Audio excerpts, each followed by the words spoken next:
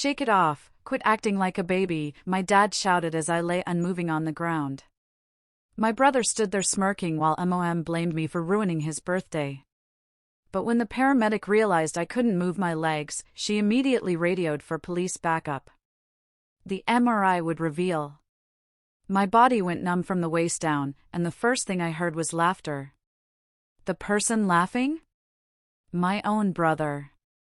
Can you imagine the people who should love you most mocking your pain, only for their indifference to make them criminals? What would you do if your family dismissed your deepest suffering, only to discover their neglect would forever change your life? Honestly, my name is Audrey, I'm 28, and I remember that day like it was yesterday. It's etched into my soul. It was the day my father yelled, "Walk it off. Stop being a baby." And my mother accused me of ruining my brother Jason's birthday party. They had no idea that their dismissal of my pain, their casual cruelty, would soon turn them into criminals. If you've ever had your suffering ignored by the very people who should care the most, then stay with me, because this is the story of how my family's betrayal changed everything. Growing up in the Matthews household felt like walking on a minefield. From the outside, we were the picture-perfect family, a beautiful suburban home in Massachusetts, a successful accountant father, an ideal homemaker mother, and 2 kids who excelled. But appearances, as I learned, can be the most dangerous kind of deception. My father, Douglas Matthews, was a tower of stoicism, all 6'2" of him. He believed showing emotion was a sign of weakness, a lesson hammered into him by his military father. And sadly, he passed those toxic beliefs down, especially to Jason, my older brother. "Audrey, you need to toughen up," was his mantra for my entire childhood. Scraped knee? Broken heart? Legitimate illness? His response was always the same: minimize, dismiss, move on. My mother, Eleanor, wasn't much better. She'd show a flicker of nurturing sometimes, but her true allegiance was always to my father and, more critically, to Jason. She was this nervous woman, perpetually terrified of upsetting the delicate balance of our house. If acknowledging my pain meant rocking that boat, she'd choose denial every single time. "Your brother would never complain about something like that," she'd say, those words cutting deeper than any physical wound. Then there was Jason, 3 years my senior, the golden child. He could do no wrong in their eyes. Athletic, charismatic, and incredibly manipulative. Jason figured out early that he could get away with anything as long as he kept up his perfect facade. I still remember when I was 7. Jason, 10, pushed me off my bike, breaking my wrist. When I cried to my parents, he calmly claimed I'd fallen because I was clumsy. They believed him. Without question. At the hospital, my father lectured me about being more careful, while my mother fretted about the medical bills. Not once did they even consider that Jason might be lying. This sickening pattern, continued throughout our lives. Jason would torment me with pranks that weren't just mischievous, but downright cruel. And my parents? They'd either ignore his behavior or, worse, blame me for provoking him. When I was 12, he locked me in our basement for hours during a thunderstorm, knowing I was terrified of the dark. When I finally escaped and confronted them, they accused me of making up stories for attention. At 16, he sabotaged my science project the night before it was due, leading to a failed assignment. Their response? I should have been more prepared. By the time I was 18, I'd had enough. I moved out for college in another state, only coming home for major holidays. I built a life, an elementary school teacher, a circle of friends who actually cared, and a therapist who helped me unravel the damage my upbringing had caused. But family ties are a stubborn thing. Guilt and obligation always seemed to pull me back. Which is why, when my mother called, insisting I attend Jason's 31st birthday, I reluctantly agreed. It had been 6 months. A tiny part of me hoped time had healed something. "It would mean so much to your brother if you came," my mother chirped, though I doubted Jason gave a damn. "We're having a backyard barbecue. Your father's setting up the new pool deck. Everyone will be there." By everyone, she meant Jason's obnoxious, entitled friends. My stomach churned. But I was out of excuses. Fine. I'll be there, I sighed, already regretting it. Wonderful. And please, dress nicely. You know how important appearances are to your father. That stung.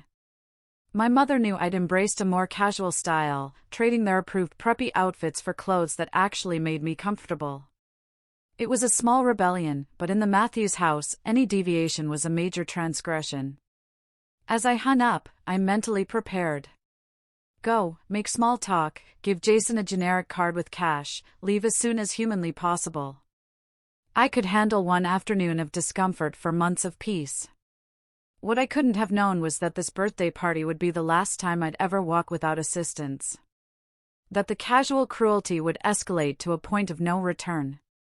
That my parents' refusal to take my pain seriously would cross the line from emotional neglect straight into criminal negligence. I packed an overnight bag, planning to stay at a hotel. Even that small boundary was important. A reminder I was no longer under their control. I chose an outfit that would pass my father's inspection: dark jeans, a blue blouse, comfortable flats. Appropriate, but still me. As I drove the 2 hours, I practiced my therapist's techniques: deep breathing, visualization, reminding myself I was an adult, I could leave. But all the therapy in the world couldn't prepare me for the catastrophe that was about to unfold. I arrived precisely at 2 p.m., timing my entrance to the official start of the party. Blend in. Avoid becoming a target. The driveway was packed with expensive SUVs and sports cars, Jason's friends. Tyler's red Corvette was there, a familiar pang of dread hitting me. He'd been equally complicit in my childhood torment. My mother greeted me at the door with an air kiss and a quick once-over. My outfit passed. Barely. Audrey, you made it. Everyone's out back. Your brother just opened his presents. Of course. They'd started without all the guests. A subtle reminder, my presence wasn't essential, merely tolerated. The living room was filled with expensive wrapping paper. New golf clubs, designer clothes, and what looked like keys to a vehicle. We got him that jet ski he's been wanting, my mother proudly announced, pointing to a photo. Your father's having it delivered next week. I nodded, the familiar pang of inequity twisting my gut. For my 30th birthday, 6 months earlier, I'd gotten a department store gift card. The disparity wasn't new, but it still hurt. I placed my own gift, a simple card with $200, and followed her to the backyard. The scene was exactly what I expected: 30-odd people, mostly men in their early 30s, drinking beer, lounging on the newly built pool deck. My father played host at the grill, flipping burgers with the precision of a suburban king. Jason held court near the pool, beer in hand, gesturing wildly, no doubt regaling his friends with tales of his own importance. He'd gained weight since I'd last seen him, the effects of too many late nights. When he spotted me, he broke away and approached with that artificial enthusiasm. Little sis. You decided to grace us with your presence after all. His words were friendly, but the gleam in his eyes was anything but. He pulled me into a hug, too tight, too aggressive. A physical reminder of the power dynamic. Happy birthday, Jason, I managed, extracting myself quickly. The place looks great. Dad spent a fortune on that new deck, he said, gesturing. Custom Brazilian hardwood. Cost him nearly 20 grand. Again, the unspoken comparison hung in the air. No expense spared for Jason. My requests? Always burdensome. I excused myself, heading for water. I knew from experience I needed my wits about me. For the next hour, I blended in, politely chatting with a few uncomfortable spouses. We formed a quiet alliance of outsiders. But as the afternoon wore on and the alcohol flowed, the energy shifted. Jason and his friends got louder, more obnoxious. They reminisced about high school, swapping stories of humiliating others. Inevitably, Jason turned his attention to me. Hey, remember that time we convinced Audrey that the neighbor's dog had rabies? He called out, loud enough for everyone to hear. She was so scared she refused to go outside for a week. His friends roared with laughter. My cheeks burned. I was 8 when they'd done that. The fear was real. The nightmares, too. Or the time we switched her shampoo with hair removal cream? Tyler added, slapping his knee. I was 14. I'd worn hats for weeks. My parents had told me to stop being dramatic. I took a deep breath. That was it. I'd reached my limit. No amount of family obligation was worth this humiliation. I started to gather my things. But as I turned, Jason intercepted me. Leaving so soon? The party's just getting started. His words slurred, eyes unfocused. Drunk. And always more dangerous when drunk. I have a long drive back, I said firmly, trying to step around him. He blocked my path. Come on, sis. Loosen up. Have a drink with us. For old time's sake. I knew this routine. The forced camaraderie, inevitably leading to public humiliation. I'd fallen for it too many times. No thanks, Jason. I really need to go. His face hardened, the mask of friendliness slipping. Still the same uptight Audrey. Some things never change. I walked away, heading for the sliding glass door. Grabbed my purse, a quick goodbye to my parents, and I could escape this toxic environment. But fate, or Jason's malice, had other plans. To reach the house, I needed to cross the new pool deck. As I stepped onto the boards, I sensed it. Something was wrong. The surface felt strangely slick beneath my flats. I glanced down. A slight sheen. Almost imperceptible. In that instant, I knew. But it was already too late. My foot slid forward, violently, throwing me off balance. I tried to catch myself, arms flailing, but the slipperiness was too complete, too deliberate. My other foot shot out, and I felt my body falling backward. Time slowed. I saw Jason and his friends watching, their expressions a mix of anticipation and cruel amusement.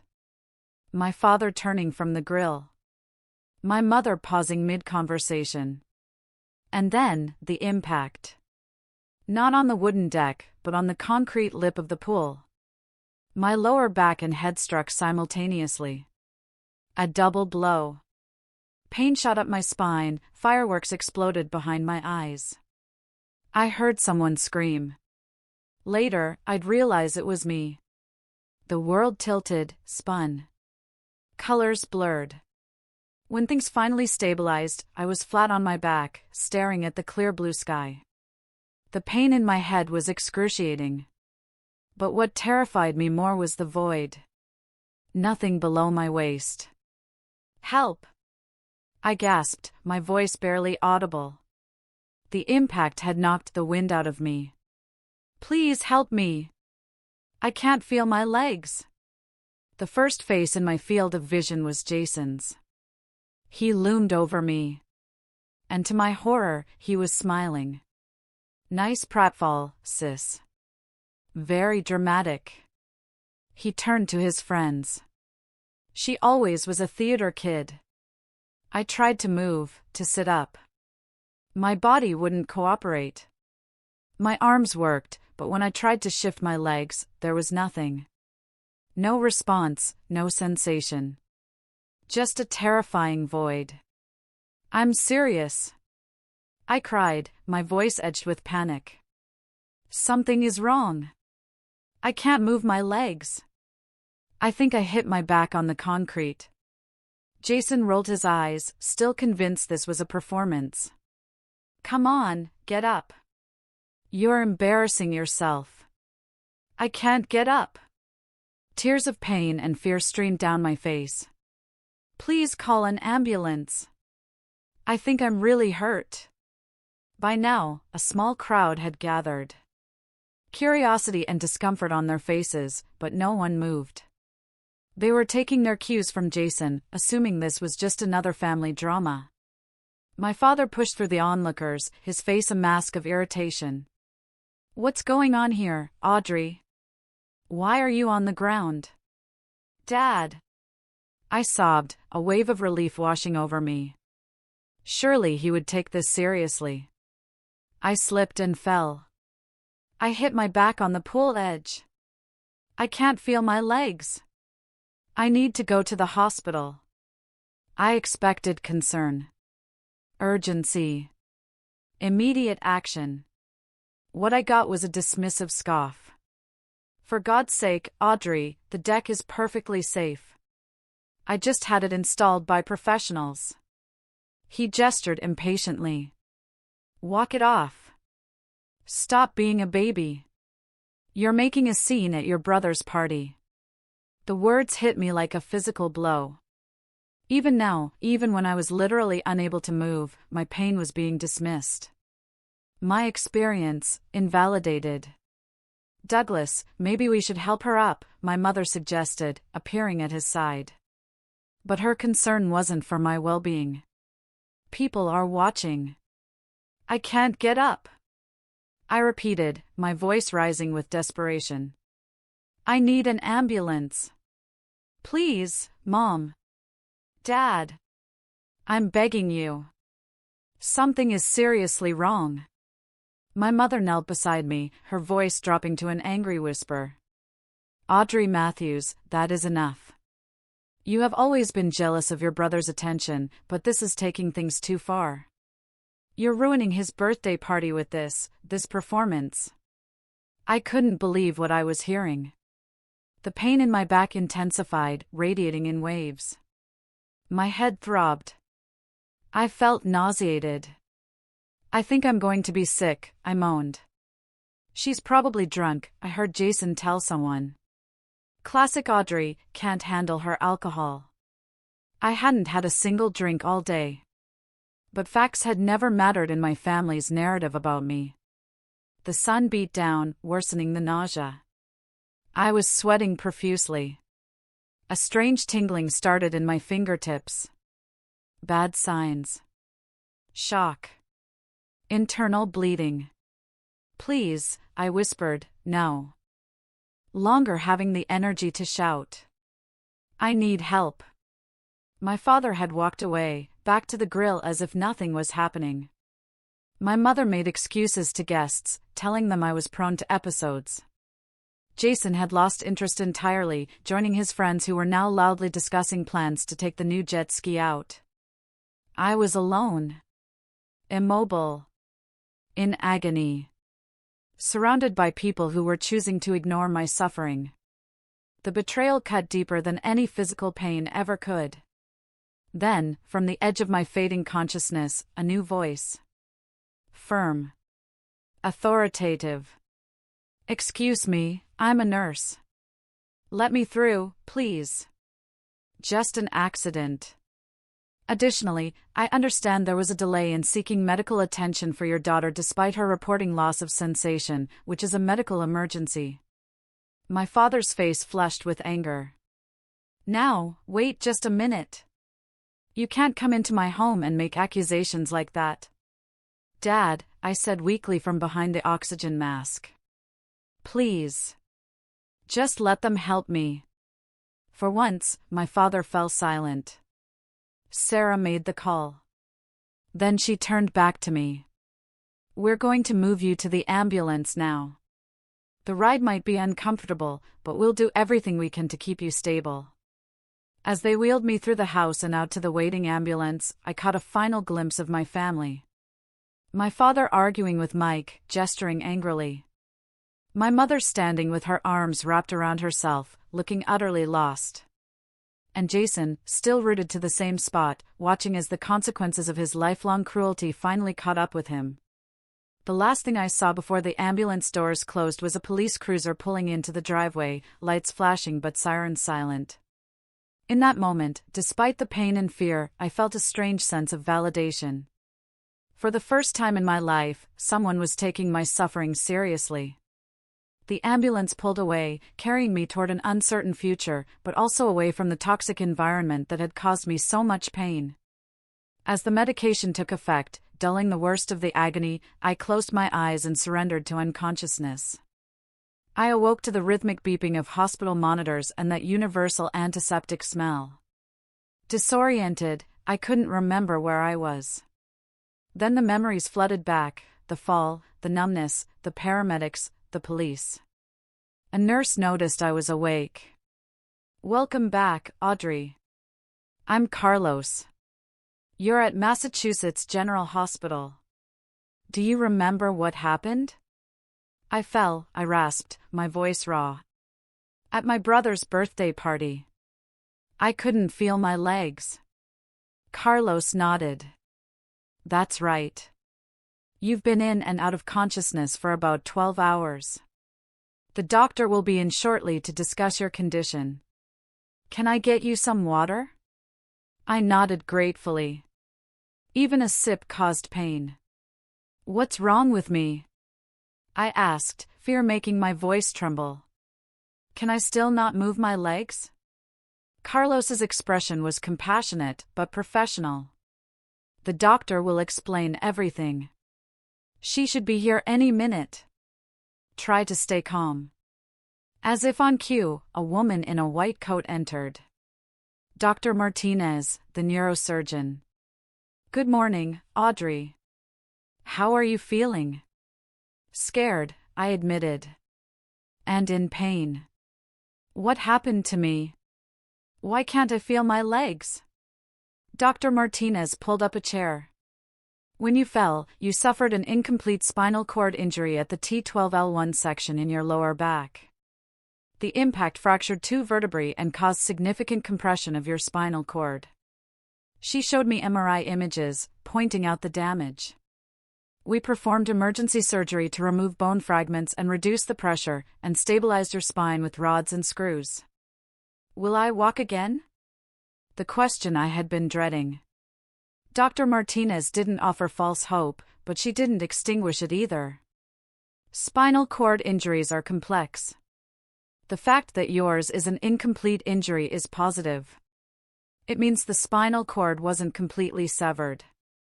She explained that over weeks and months, we'd get a clearer picture of my recovery. Some patients regain significant mobility, others less so. A lot will depend on your individual healing process and how diligently you work with physical therapy.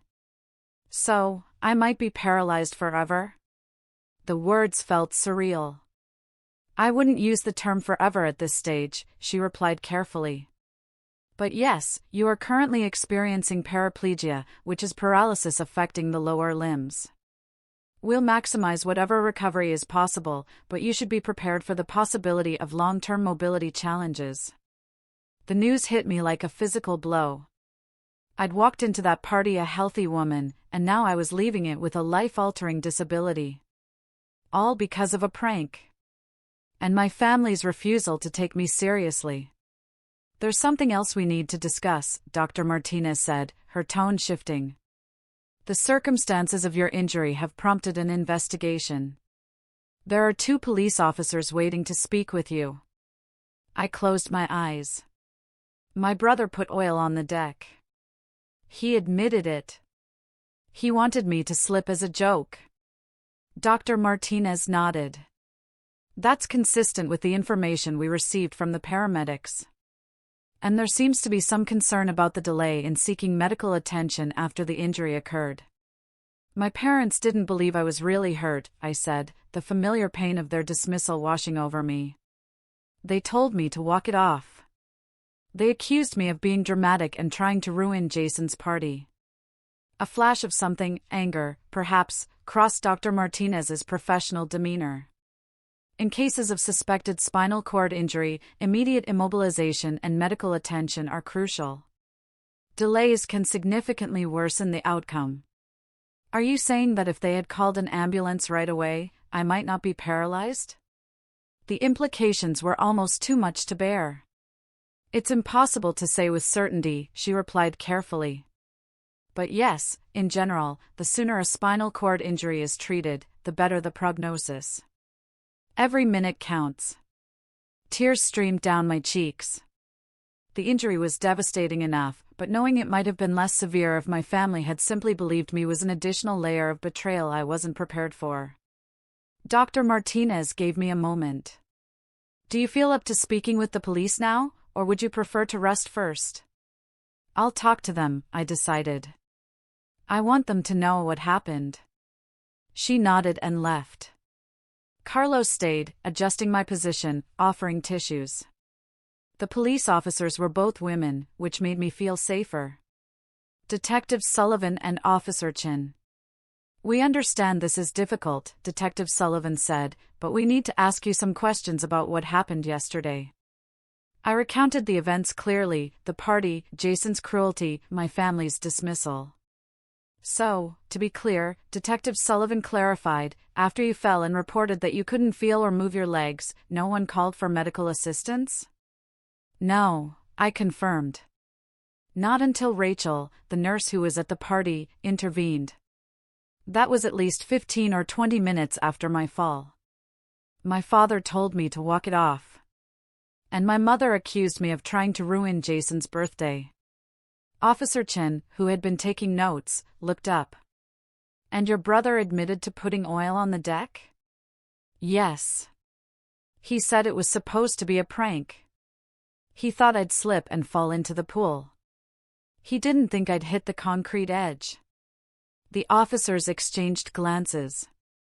"We should inform you," Detective Sullivan said, "that we have already taken statements from several witnesses, including the nurse, Rachel Cooper, and the paramedics. We have also collected evidence from the deck, which confirmed the presence of deck oil." She paused. "Your brother, Jason Matthews, was taken into custody last night on charges of reckless endangerment, resulting in serious bodily harm. Your parents, Douglas and Eleanor Matthews, are currently being investigated for negligence and failure to provide necessary medical assistance." The news stunned me. As much as my family had hurt me, I had never imagined them facing criminal charges. "They could go to jail?" I asked, my voice barely a whisper. "That will be up to the district attorney and ultimately the courts," Detective Sullivan replied. "But yes, these are serious charges, especially given the severity of your injuries." They asked a few more questions, thanked me, and left, promising updates. After they were gone, I lay in bed, trying to process everything. The physical reality of my injury was overwhelming enough, but the legal and emotional implications were staggering. No one from my family had called or visited. I wondered if they were legally prevented, or if they were simply continuing their lifelong pattern of avoiding accountability. As evening fell, a social worker, Marcus, came to see me. He'd help coordinate my care, rehab, and resources for adjusting to life with a spinal cord injury. "You're looking at a significant recovery period," he told me gently. "After acute care, you'll likely need several weeks in an inpatient rehab facility, followed by ongoing outpatient therapy." "I live alone," I said, the practical implications suddenly hitting me. "My apartment has stairs. I teach elementary school, being on my feet all day." Marcus nodded. "These are all challenges we will help you navigate. There are resources for home modifications, vocational rehabilitation, and disability benefits." It's a lot to take in right now, I know. Indeed it was. In 24 hours, every aspect of my life had been upended: my body, my home, my career, my family relationships.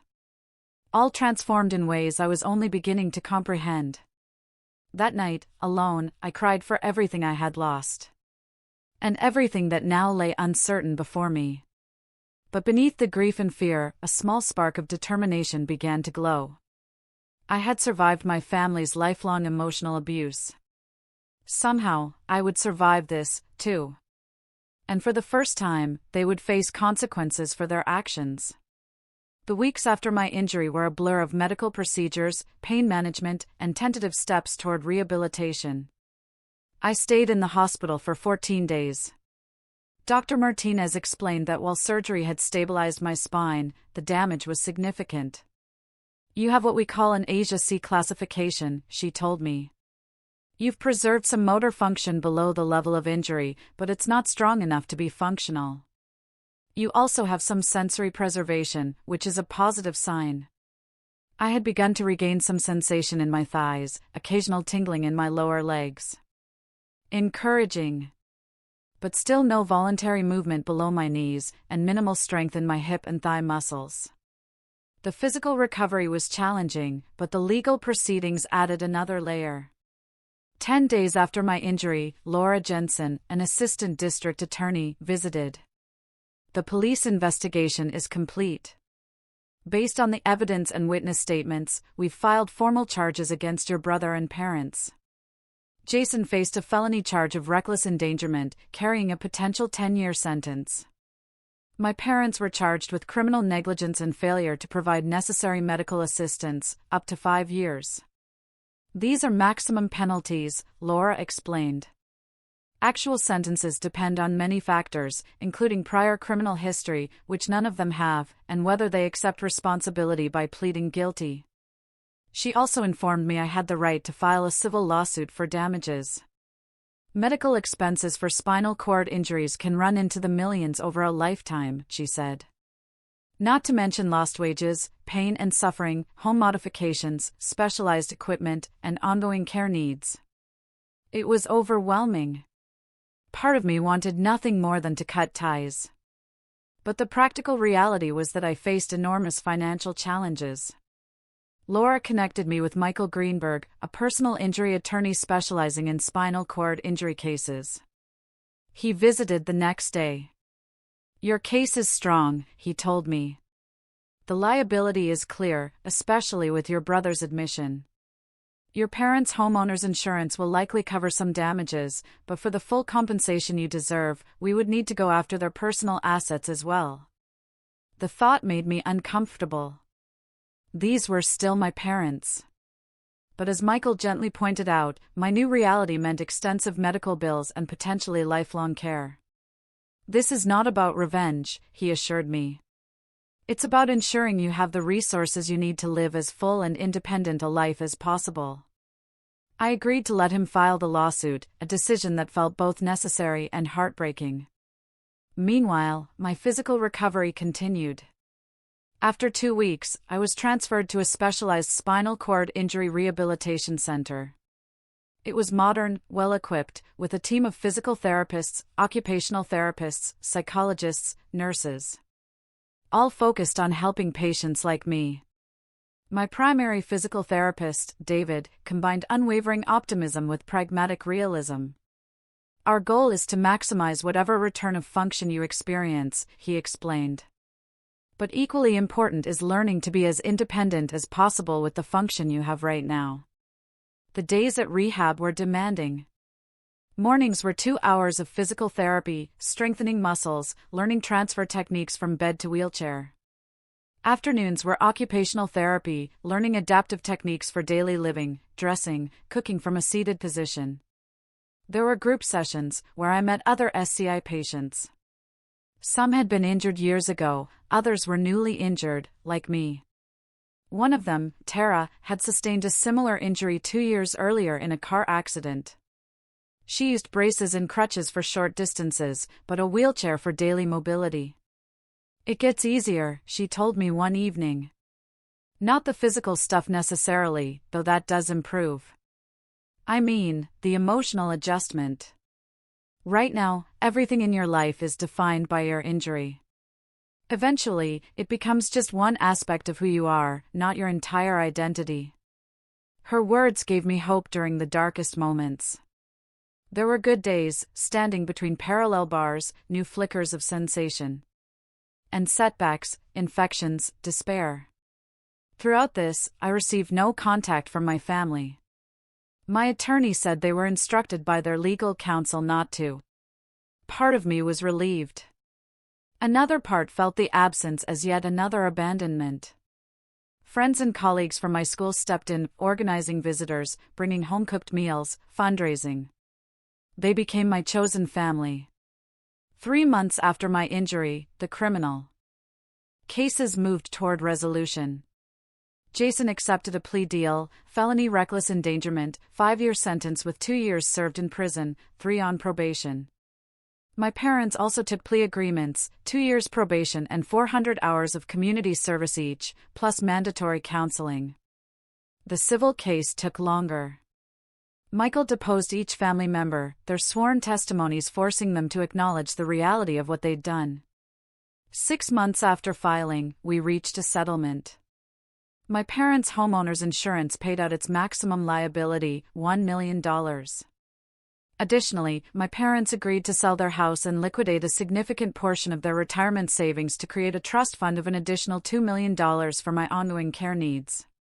It was a substantial sum, enough to cover my immediate medical expenses, home modifications, and provide a financial cushion. But no amount of money could restore what I had lost, physically or emotionally.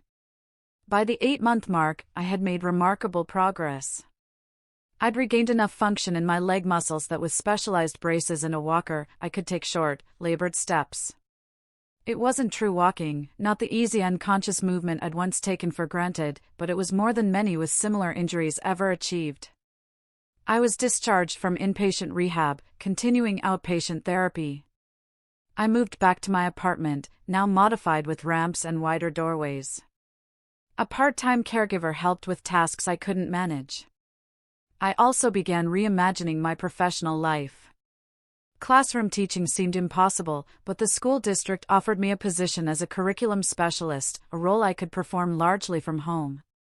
Throughout this period, I was also engaged in another kind of healing, working with a therapist named Claire, who specialized in trauma and family dynamics.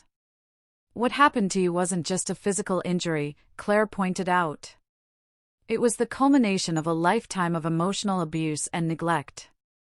The paralysis in your legs is visible, but there are other invisible wounds that need healing, too. With her guidance, I processed not just the injury, but the deeper patterns of family dysfunction, the constant invalidation, the golden child/scapegoat dynamic, their prioritizing appearances over my well-being. Your family failed you in the most fundamental way, Claire said. They had one job, to protect you and care for you. Instead, they caused you harm and then refused to acknowledge it. Acknowledging this truth was painful, but ultimately liberating. It allowed me to see that my injury, devastating as it was, had also freed me from the toxic system that had caused me so much suffering. Do you think you'll ever reconcile with them? Claire asked one session. I considered the question. I don't know. Part of me thinks there's no coming back from this. Another part wonders if these legal consequences might finally force them to confront the reality of their behavior. Either way, she said, your healing doesn't depend on their acknowledgement or changes. It's something you do for yourself. And slowly, painstakingly, that's what I began to do. Heal. Not just my body, but my sense of self, my understanding of what family should be. As I approached the 1-year anniversary of my injury, I received an unexpected letter. From Jason.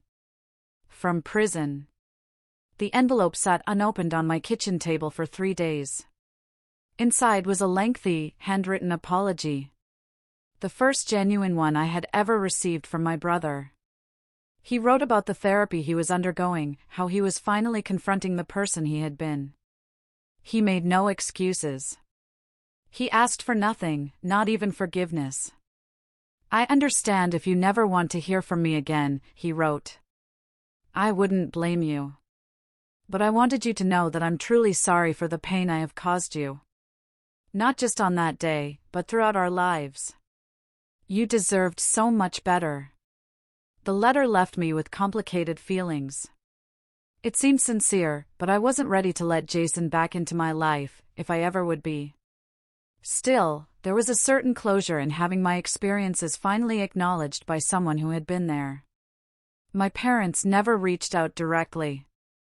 I heard through mutual acquaintances that they had moved to Florida, starting over in a smaller house. They had apparently told a sanitized version of events to their new community, painting themselves as devoted parents supporting their daughter through a tragic accident.